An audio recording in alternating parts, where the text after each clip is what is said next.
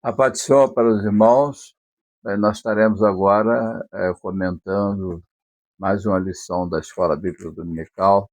Trata-se da lição de número 2, né?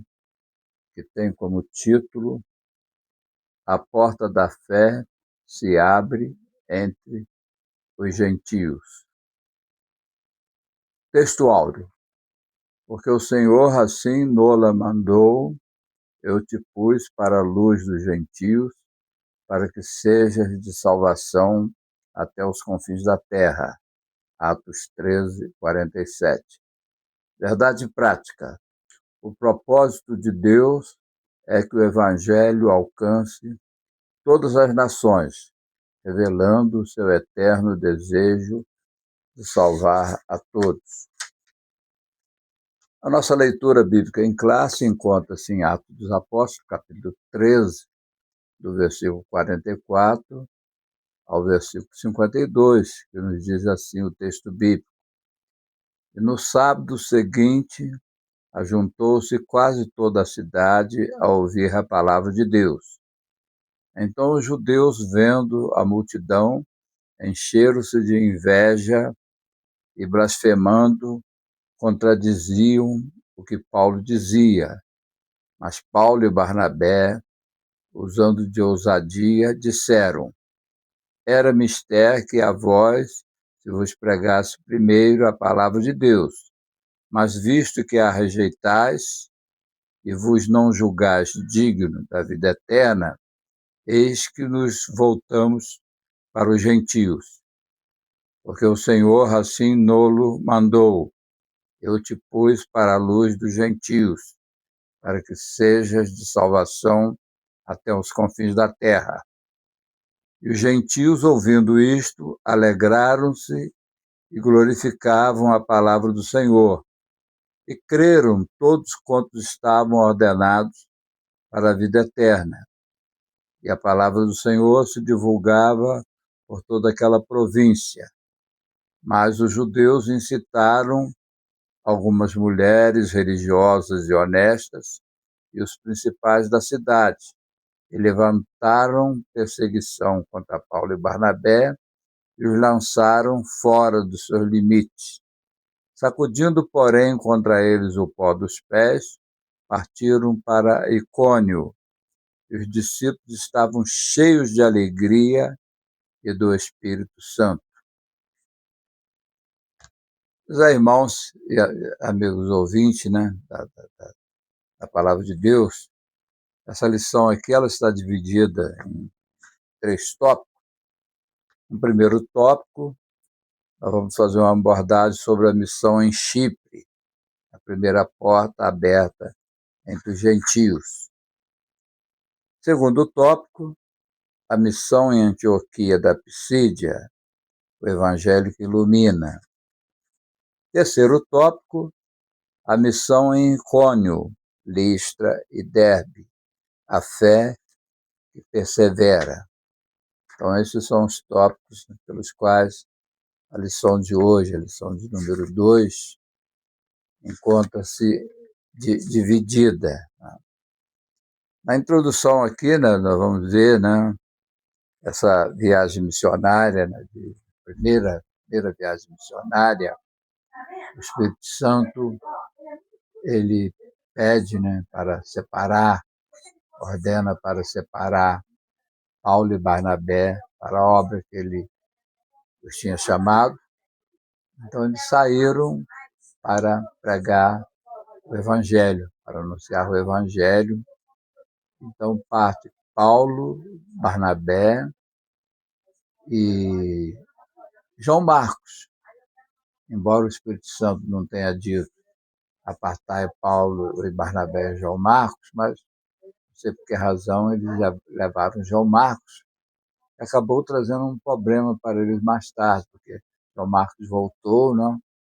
E aí já na segunda viagem missionária, houve uma dissidência entre Paulo e Barnabé, então o companheiro de Paulo na segunda viagem missionária já foi outras pessoas, e não Barnabé e João Marcos. Então eles pegam a Antioquia da Síria, foi o ponto de partida para todas as viagens missionárias. É importante a gente distinguir Antioquia da Síria com Antioquia da Pisídia. Antioquia da Síria é uma cidade mais ou menos aí, cerca de uns 70 metros acima do nível do mar, enquanto Antioquia da Pisídia já era uma cidade que estava a 1.200 metros acima do nível do mar. Então, muito diferente, né? Enquanto Antioquia estava na região baixa, Antioquia da Pisídia estava na região alta. Então, sai Paulo e Barnabé e João Marcos, então eles descem até o porto, né? E eles pegam uma embarcação, né? Em direção a Chipre. Chipre era uma província, a província romana, ela estava estabelecida no Mar Mediterrâneo. Os romanos gostavam muito de chamar, né, Mar Mediterrâneo de o nosso mar. Então, essa viagem ela teve mais ou menos uma duração aí de cerca de uns 2 anos. Foi uma viagem por mar e depois também por terra, né? Por mar, mais ou menos, até o porto, em Chipre. Né? Então, eles se direcionaram até essa ilha de Chipre para pregar o Evangelho. Aqui no primeiro tópico, a missão em Chipre, a primeira porta aberta entre os gentios. Então, o envio missionário e o avanço da palavra. Então, realmente, eles foram conduzidos, né? Paulo e Barnabé, João Marcos, conduzidos pelo Espírito Santo, e desceram até Seleucia. Seleucia era um antigo porto marítimo na região da Antioquia, Antioquia da Síria. Então, eles pegaram a embarcação e se dirigiram até Chipre. Chipre, importante a gente dizer que era a terra natal de Barnabé, e já tinha sido evangelizada por helenistas. É importante quando a gente usa assim, termos assim, a gente dá uma explicação, embora muitos irmãos já estejam familiarizados com essa expressão helenista, mas tem muitos irmãos que às vezes não têm, né, assim, uma familiarização com essas expressões. Então, helenistas eram os judeus da diáspora. Então, esses judeus eles diferenciavam dos judeus hebraístas. Os judeus helenistas eram judeus de fala grega, costume grego. Eles usavam a Bíblia, a chamada versão Septuaginta, a versão de 70, que foi uma tradução do hebraico e do aramaico para o grego. Já os judeus de fala hebraica, né, os judeus palestinenses, eles já usavam mais o hebraico, o aramaico, enquanto os judeus helenistas eram os judeus da dispersão, aquela dispersão quando o povo de Israel foi espalhado por várias nações. Então, esses judeus das dispersões eram judeus que tinham assim, aderido ao sistema de vivência assim, dos gregos, embora tendo a sua fé, né, com Deus. Uma fé, diga-se de passagem, né? Uma fé bastante abalada, porque se fosse uma fé aí bem evidente, eles não teriam assim rejeitado a Jesus como Salvador.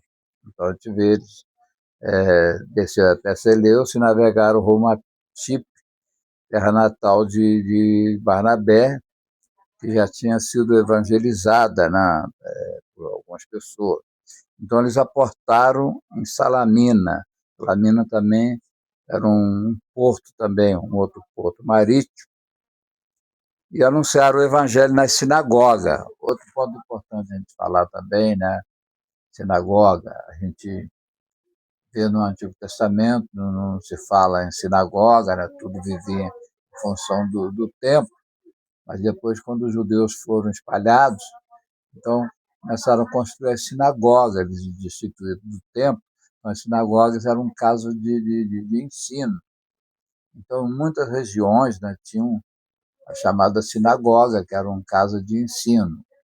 E Paulo, por exemplo, e os outros missionários, eles já aproveitavam a sinagoga, porque as sinagogas já tinham já algumas pessoas estabelecidas, já tinham já conhecimento de Deus, da palavra de Deus, então já facilitava as coisas, né?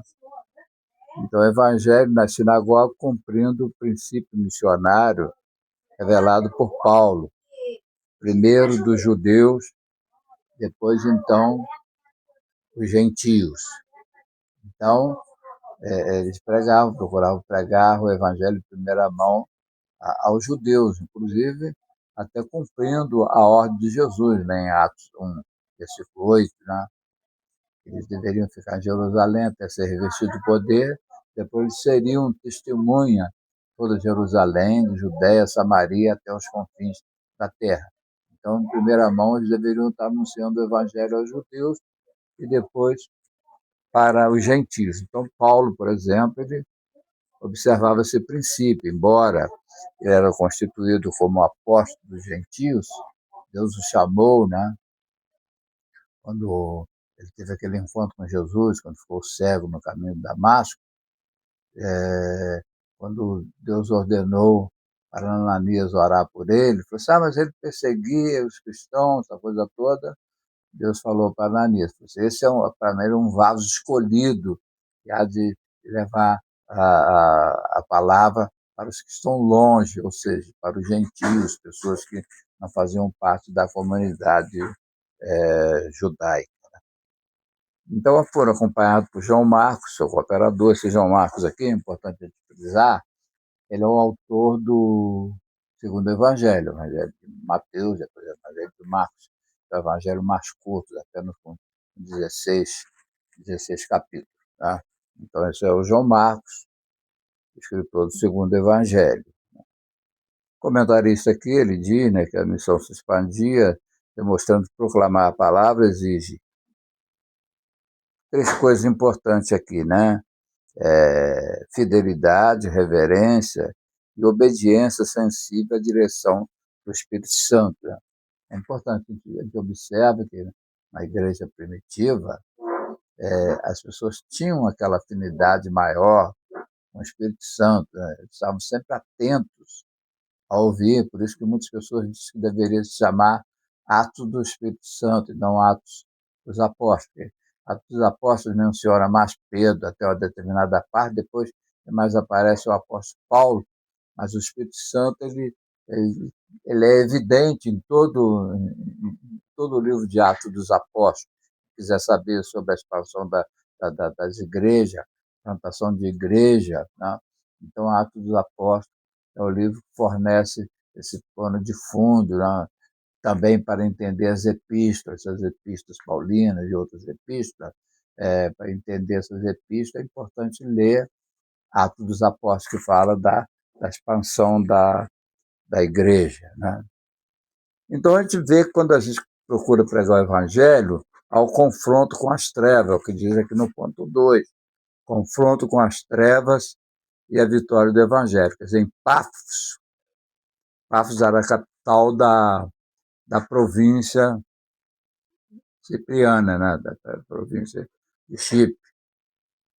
Então, os missionários enfrentaram lá um tal de Bar Jesus, também chamado Elimas, um mágico. Ele era mágico e também falso profeta.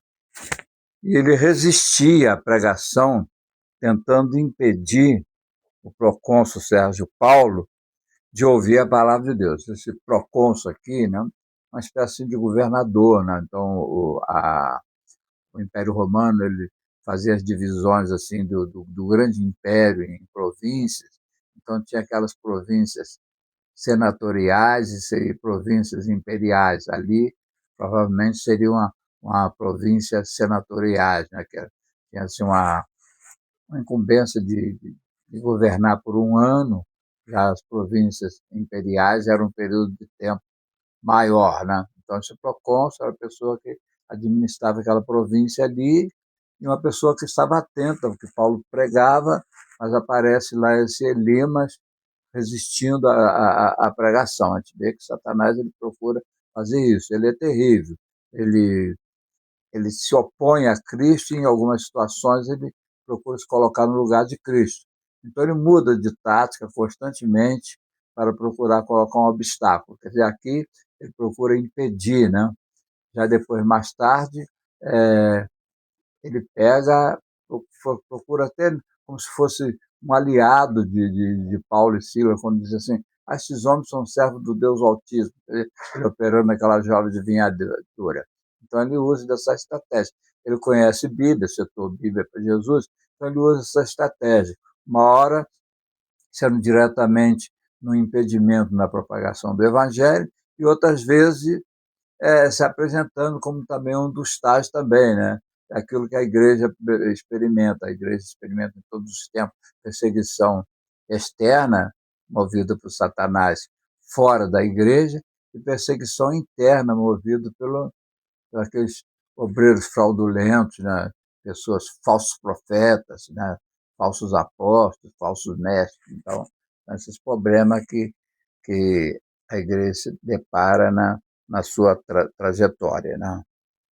Então, Paulo, cheio do Espírito Santo, o repreendeu naquele demônio que estava no falso profeta, né, no mago, e ele ficou cego, né? Ficou cego, e ali, né, a gente vê que a luz realmente ela resplandece nas trevas. Terceiro ponto aqui, confiando no poder transformador do Evangelho. Quer dizer, eu encontro em Papos, revela que o Evangelho ele rompe tanto barreiras sociais como barreiras espirituais. Barreiras sociais, quer dizer, aquilo de modo de vida das pessoas, né? Cultura que cada país, cada região tem. E já barreiras espirituais já são barreiras assim de impedir que o evangelho seja pregado, né? Procurando dificultar que as pessoas desenvolvam a sua crença em Deus. Então, são barreiras espirituais que a gente enfrenta. Paulo diz que nós não lutamos contra a carne e o sangue, mas sim contra o principado nas regiões celestiais. Então, nós enfrentamos esse problema no dia a dia da igreja.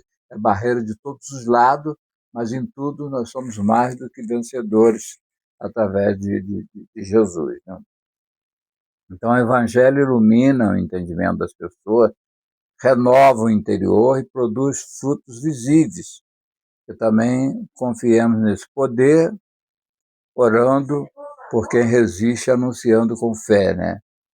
Então, a jornada avança agora para Antioquia da Pisídia, onde a missão alcançará novas proporções. Então, agora, Paulo e Barnabé, então eles deixam ali a região de Pafos, ali na ilha de Chipre, e eles avançam. Então, no segundo tópico aqui, a missão é Antioquia da Pisídia, conforme falei para os irmãos. Né? Antioquia da Pisídia ficava a cerca de 1.200 metros acima do nível do mar, diferente da Antioquia da Síria, que ficava a cerca de 70 metros acima do nível do mar.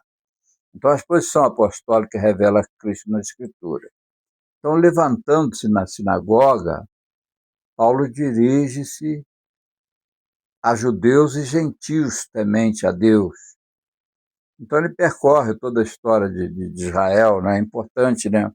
Até para pregar o evangelho, quer dizer, quando a gente fala assim, evangelizar, hoje, né? A gente sai para evangelizar, nós temos a Bíblia, né? No Antigo Testamento e Novo Testamento. Naquele tempo não tinha, quer dizer, eles tinham a Bíblia que eles usavam era somente o Antigo Testamento, né? O Antigo Testamento. Então não tinham ainda, né, a, o Novo Testamento constituído, as epístolas foram surgindo, depois então os evangelhos. Então o evangelho era proclamado assim de forma oral, né? Então eles baseavam as mensagens assim falando do Antigo Testamento, a promessa do envio do Messias. Então, Paulo faz uma exposição, né?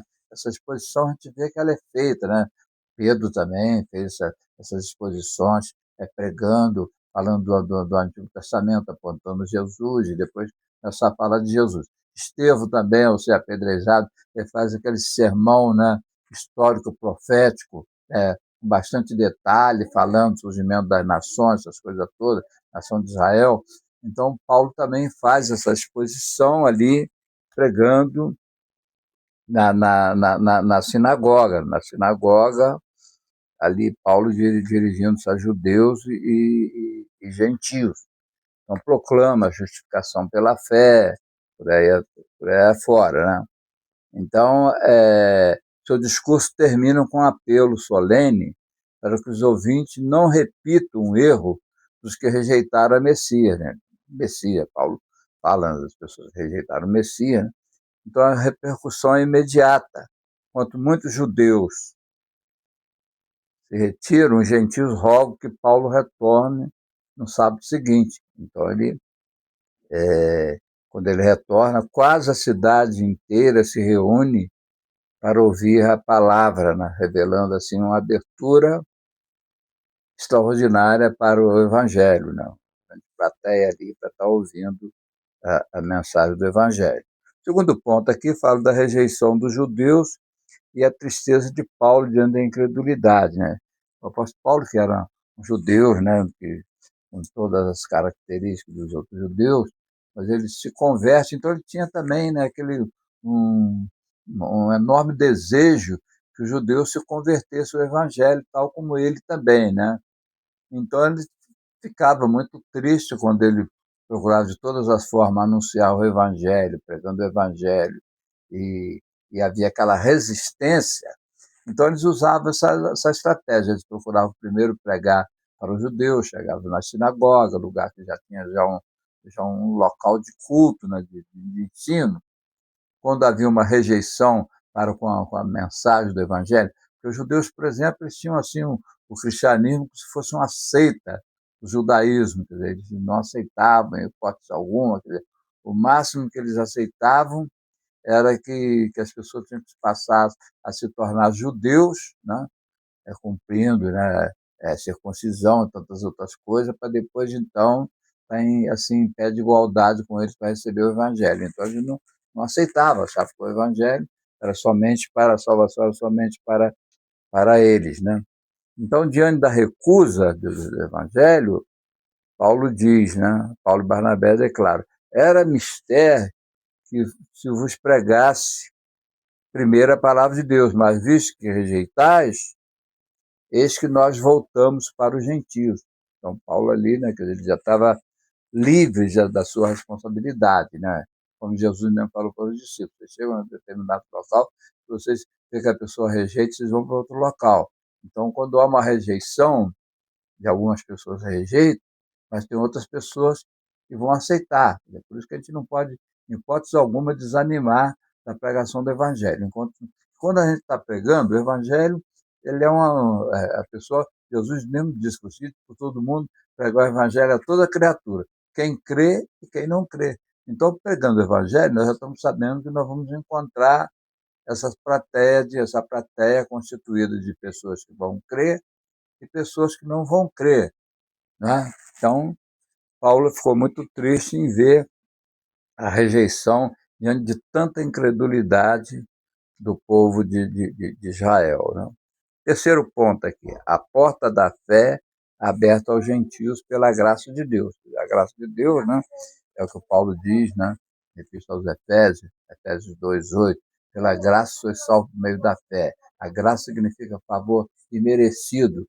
Nós não merecíamos nada, nossos feitos mereciam não somente a condenação, aprova a Deus nos salvar pela sua abundante graça, como Paulo diz assim, onde abundou o pecado, superabundou a graça. Então, a graça de Deus é que nos leva a aceitar Jesus, a encontrar essa salvação.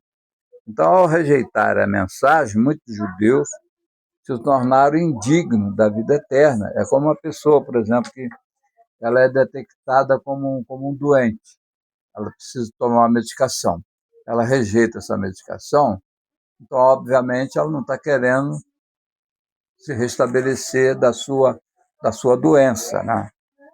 Então, é isso, né? Então, eles indigno da vida eterna, não por um decreto arbitrário, que muitas pessoas às vezes acham que Deus predestinou para se salvar ou para se perder. Nada disso. Deus quer que todas as pessoas se salvem. Quer dizer, o sangue de Jesus Cristo ele é poderoso para salvar a todas as pessoas do planeta Terra. Porém, ele só é aplicável nas pessoas que aceitam o plano de salvação estabelecido por Deus, que é aceitar Jesus como Salvador. Ele é o único Salvador, em nenhum outro há, né? Atos capítulo 4, versículo 12, em nenhum outro há salvação. Debaixo do céu, só esse nome é dado, Jesus Cristo. Quer dizer, ele é o caminho, né? Ele não é um dos caminhos, né? As pessoas diziam, né? Roma, por exemplo, começavam a construir a estrada partindo da capital, que é Roma, então todos os caminhos chegavam a Roma. Mas para chegar ao céu, o único caminho é Jesus. Né? Ele é categórico. João, escrevendo 14,6, diz: ele é o caminho, a verdade e a vida. Né? Então, Paulo volta-se aos gentios que recebem a palavra com alegria e fé sincera. Então, a gente vê, né, aquela palavra, né? Veio para os seus não o receberam. A todos quanto o receberam, deu-lhes o poder de serem feitos filhos de Deus. Então, né, as pessoas, os judeus rejeitaram e os gentios abraçaram a fé, aceitaram a pregação do apóstolo Paulo e de Barnabé, né?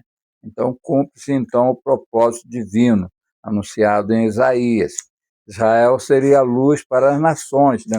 E Deus, quando chama Abraão, né, para Abraão ser um canal de bênção para as demais nações. Quer dizer, Israel deveria ser um canal de bênção para as nações, mas em vez de ser um canal de bênção, eles foram um canal de tropeço, porque eles não cumpriram com a palavra de Deus, foram desobedientes, né? Por isso que eles foram deportados, né? Foram expulsos do seu país, né?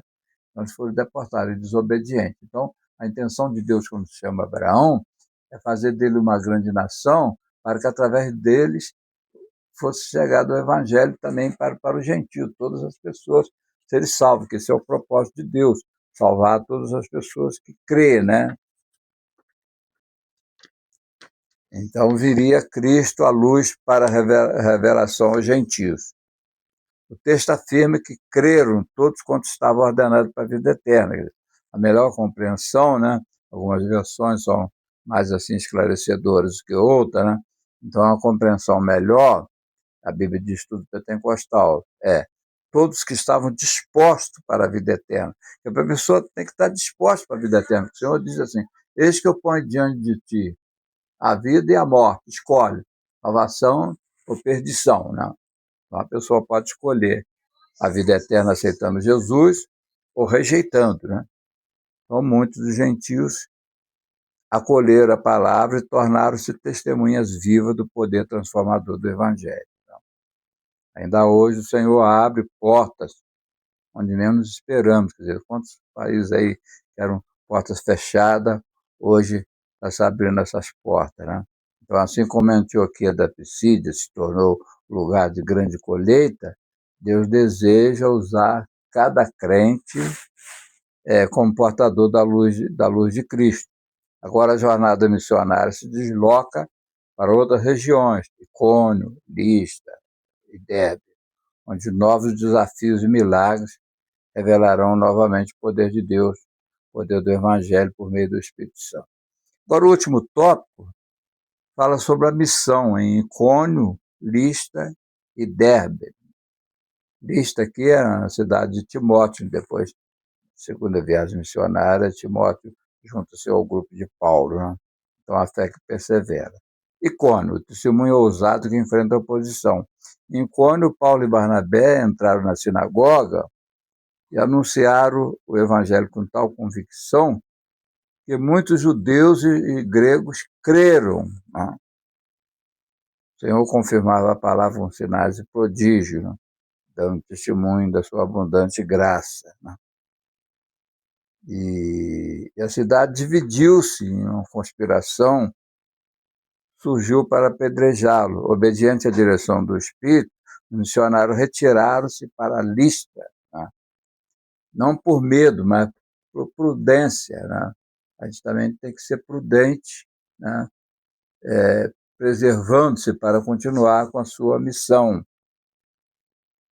Segundo ponto aqui, né, desse terceiro tópico, Listra, milagres, confusão religiosa e sofrimento por Cristo, em Cristo. Em Listra, Paulo cura um homem aleijado de nascimento, que leva a multidão confundida a tentar adorar Paulo e Barnabé. Eles acharam que Paulo e Barnabé, que os deuses desceram até nós, querendo adorar eles, e Paulo e Barnabé com muita dificuldade, não deixando que eles desenvolvessem ali uma idolatria, né? A pessoa deve adorar a Deus, não a homens, né? Porém, judeus vindo de Antioquia e Icônio incitaram o povo contra eles. Então, os judeus, a gente vê que eles eram pessoas terríveis. A igreja, por exemplo, ela experimentou muitas perseguições, né, no primeiro século de, de, de, de judeus e também dos imperadores também, né? Só foi se livrar dessa perseguição no ano 70, quando os judeus foram dispersos novamente, né? Aí ficaram livres da perseguição dos judeus, porém continuou a perseguição no Império Romano até o terceiro século, né? Então, porém, judeus vindo de Antioquia e Icônio incitaram o povo contra eles, e Paulo é apedrejado e deixado como morto. Paulo foi deixado como morto, mas o Senhor o levanta, o Senhor restaura, e ele se levanta, retornando à cidade para continuar a pregação do Evangelho. Depois, Derbe, frutos que brotam da perseverança. Em Derbe, o Evangelho encontra terreno fértil, muitos se convertem e novos discípulos são formados. Mesmo após perseguições e sofrimento, Paulo e Barnabé continuam a pregar, né? E edificam uma comunidade forte na fé.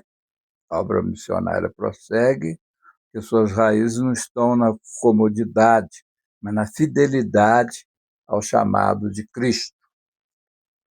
Então a gente vê, né, Paulo e seus companheiros disseminando o evangelho nessas regiões aí, né, de Chipre, Icônio, Derbe, Antioquia da Pisídia, Listra, né, e esses locais aí.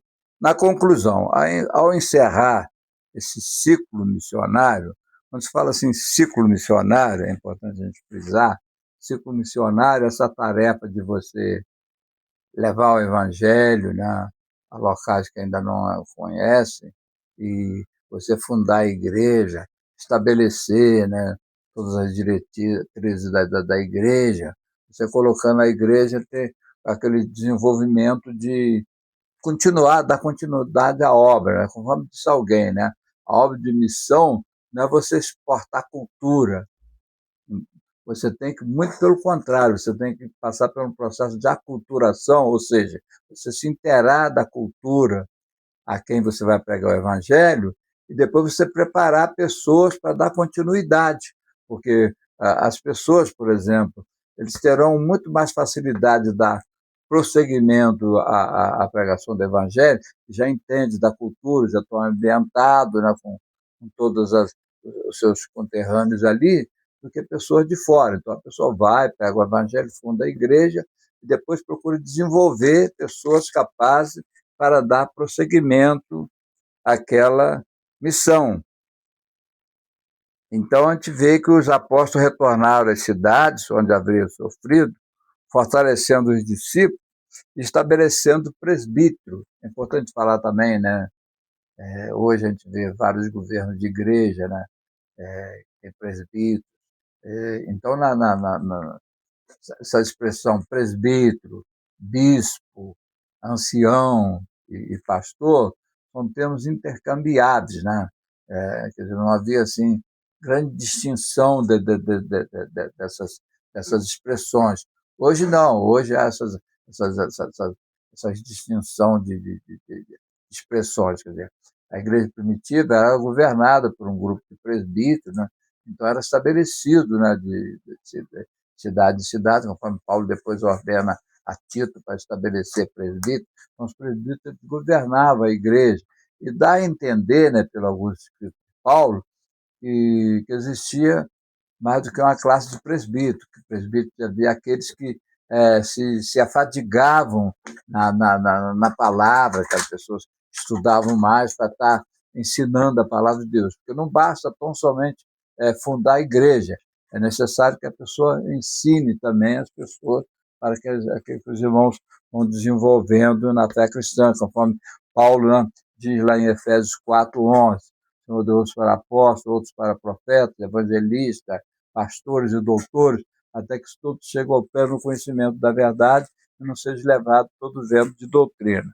Então, Paulo e seus companheiros estabeleceram ali, né, confirmaram a fé dos irmãos em locais que eles já haviam pregado, estabeleceram presbítero para dar continuidade a essa obra. Então, eles voltam para a igreja de Antioquia, de onde eles partiram, e presta ali um relatório, né, falando tudo que Deus fizera, celebrando ali, né, que Deus havia aberto a porta aos gentios, quer dizer, a porta da fé. Então a missão continua, porque a graça conduz, sustenta e abre caminhos onde parecia impossível. Agora nós temos aqui algumas perguntas aqui, né? Primeira pergunta: por onde Paulo e Barnabé avançaram anunciando o evangelho após partir de Antioquia da Síria para Chipre? Quer dizer, eles avançaram pela Ásia Menor, em Antioquia da Pisídia, Icônio, Listra e Derbe, né? O que o encontro em Paphos revela? Revela que o evangelho rompe barreiras sociais e barreiras espirituais. O que Paulo e Barnabé declaram com a recusa dos judeus ao evangelho? Declaram, quer dizer, era mistério, era necessário que a gente pregasse primeiramente a vocês, mas já que vocês estão rejeitando, então nós vamos voltar para os gentios, né? Então voltaram para pregar para os gentios. Por que os judeus se tornaram indignos da vida eterna e o que se seguiu? Quer dizer, eles não se tornaram indignos da vida eterna por decreto, mas sim pela recusa para com o evangelho. Quando a pessoa recusa o evangelho, a pessoa não tem condições de mudar o curso da sua vida, né? Agora, a quinta pergunta: o que aconteceu quando os judeus vindo de Antioquia incitaram o povo contra Paulo e Barnabé? Mas o Senhor restaura, quer dizer, Paulo é apedrejado, né, e deixado como morto, mas o Senhor o restaura, né, e ele prossegue na sua jornada. E realmente o Senhor, ele cuida dos seus. Então, portanto, essa lição, a porta da fé se abre entre os gentios, é uma lição de número 2, os professores estarão disseminando agora no dia 12 de outubro. Então, até a próxima aula, né? Próxima aula será a lição de número 3, a graça que alcança todas as nações. Então, até lá, né? A paz do Senhor para os irmãos. Amém? Amém.